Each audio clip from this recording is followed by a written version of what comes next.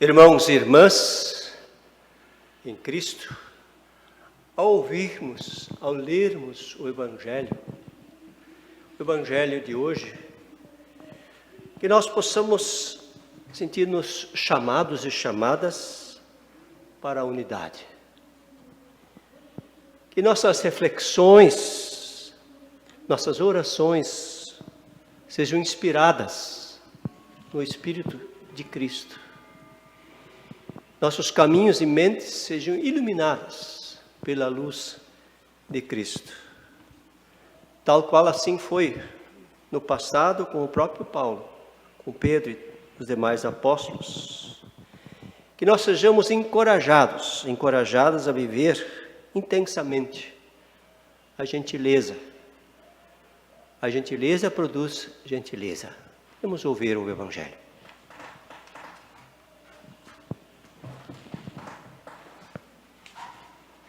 O Senhor esteja convosco. Ele está no meio de nós. Proclamação do Evangelho de Jesus Cristo segundo Marcos. Glória a vós, Senhor.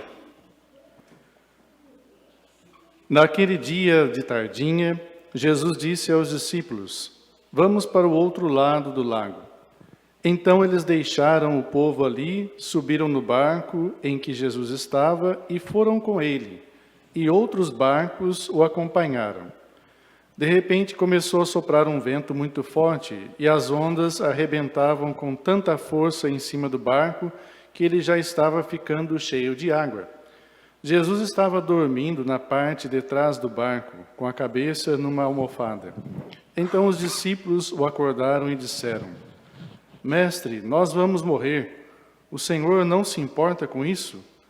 Então ele se levantou, falou duro com o vento e disse ao lago: Silêncio, fique quieto. O vento parou e tudo ficou calmo. Aí ele perguntou: Por que é que vocês são assim tão medrosos? Vocês ainda não têm fé?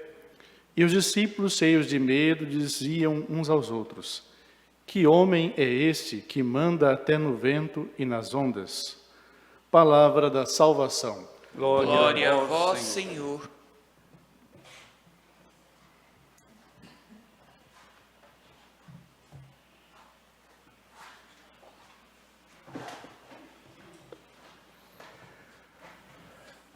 A graça de nosso Senhor Jesus Cristo, o amor de Deus e a comunhão que o Espírito Santo nos concede, nos acompanhe, console e anime. Amém. Estimadas irmãs, irmãos em Cristo, o barco é um símbolo conhecido. No barco, Jesus mesmo andou. Ele é símbolo da Igreja de Jesus Cristo, também para a vida pessoal, para cada cristão, para cada cristã. Isso explica os diversos motivos porque Jesus utilizou barcos muitas vezes nas suas andanças, na sua missão. Uma vez, outra, ele também usou o próprio barco como púlpito. Assim, falando à multidão, segundo Lucas, no capítulo 5, 3. Outras vezes, Jesus encontrou-se nos barcos, encontrou os seus discípulos e os chamou-os para o trabalho. Marcos 1,16 fala disso. Além disso, o barco é a garantia, a salvação. O barco é também aquele que lembra a salvação no dilúvio. É mais provável, todavia, meus irmãos, minhas irmãs, o barco como símbolo para a igreja, para a vida pessoal, ele também é um meio de transporte, que levava as pessoas, levava mercadorias de um lado para o outro. Nele, as pessoas passaram mares, rios. Também nossos antepassados vieram aqui para Vitória, se não me engano, em 1535, em maio, num barco. E tantos outros imigrantes viajaram em barcos. Dependiam, todavia, todos eles também, os discípulos, de alguém que chama-se timoneiro, aquele que guia, que dirige o barco na viagem. E assim também a igreja. Cada pessoa individualmente deveria ser também aquela que se sabe dirigida na sua vida pelo timoneiro, tendo Jesus como aquele que guia o barco da vida e nele alcança o seu destino com segurança. A história do Evangelho, estimados e estimadas, que nós ouvimos, ela está num cenário onde uma multidão cansada estava ali e Jesus sugere e convida os discípulos para irem ao outro lado num barco, o lago de Tiberíades.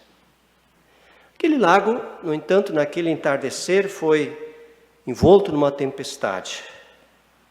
E os discípulos que ali estavam ficaram atemorizados, ficaram com medo e Jesus perguntou para eles: por que vocês estão tão medrosos? Vocês não têm fé? Eu penso, queridos e queridas irmãs e irmãos em Cristo, que essa é uma pergunta não meramente de retórica. Ela também não quer uma resposta simples. Jesus queria ensinar uma lição muito valiosa, que serve também para nós. Ou seja, nenhuma tempestade, por mais forte ou pior que ela seja, pode afundar o barco onde Jesus está presente. Mas quando nós, sozinhos, queremos tocar o barco na nossa vida, pode acontecer assim como os discípulos. Desviamos o nosso olhar de Cristo, desviamos nossa vida do rumo, do objetivo que é o próprio reino que Cristo traz. Ele estava no barco. Jesus estava no barco. Ele guia a sua vida, ainda hoje, guia a vida desse santuário, guia a vida da humanidade. É uma pergunta importante. Nós vivemos dias, já meses, sob o vento e a onda, a primeira onda da epidemia, coronavírus aqui no nosso país, no nosso estado, que já vitimou centenas de pessoas, milhares, no Brasil e no mundo afora. Essa tempestade vem abalando o barco da sua vida, da comunidade, da própria sociedade. Ela nos expõe como são frágeis as condições biológicas, como são frágeis do ponto de vista das condições sociais, as nossas relações, tanta pobreza, desemprego, solidão e violências. Ela expõe a nossa fragilidade do ponto de vista das condições climáticas, da situação de secas, de enchentes, de aquecimento. Ela, de uma outra maneira, revela a fragilidade do ponto de vista político, das relações de corrupção. Ela revela quão frágil é a nossa vida também do ponto de vista psicológico. Vivemos um risco de estresse, de medo, depressão, tristeza, luto e lutas. Uma ou mais dessas condições estão à nossa volta. Estão colocando em risco a vida das pessoas e do próprio planeta. Eu creio, todavia, meus irmãos, minhas irmãs, que tal qual como na ocasião, como Paulo, que experimentou o milagre da presença de Deus, quando na viagem de Malta foi socorrido, gentilmente acolhido.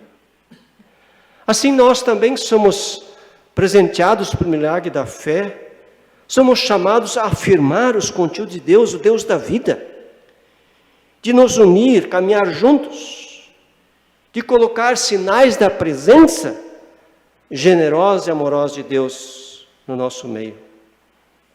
Unidade pela fé e gentileza. Jesus, Ele está presente no barco. Ele, todavia, questiona. Ele pergunta: o que está acontecendo com vocês? E nós também somos questionados: o que está acontecendo com vocês?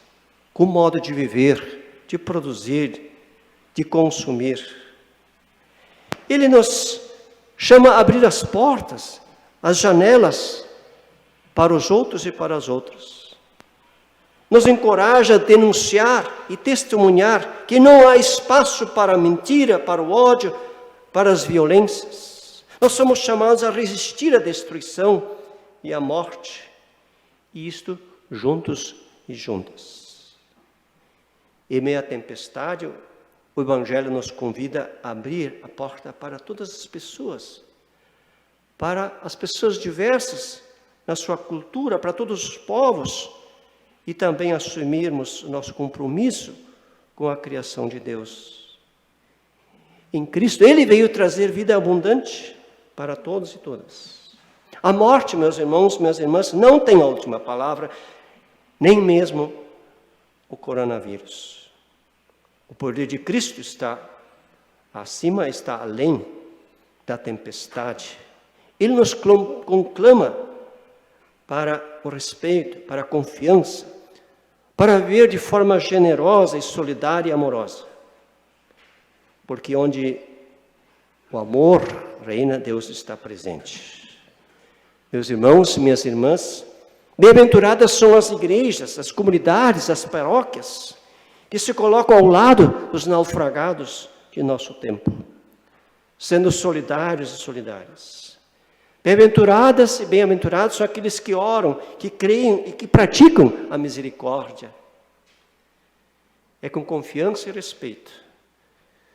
Juntos e juntas vamos vencer. Também sobreviver, eu diria, esta tempestade. Por isso Jesus seja louvado.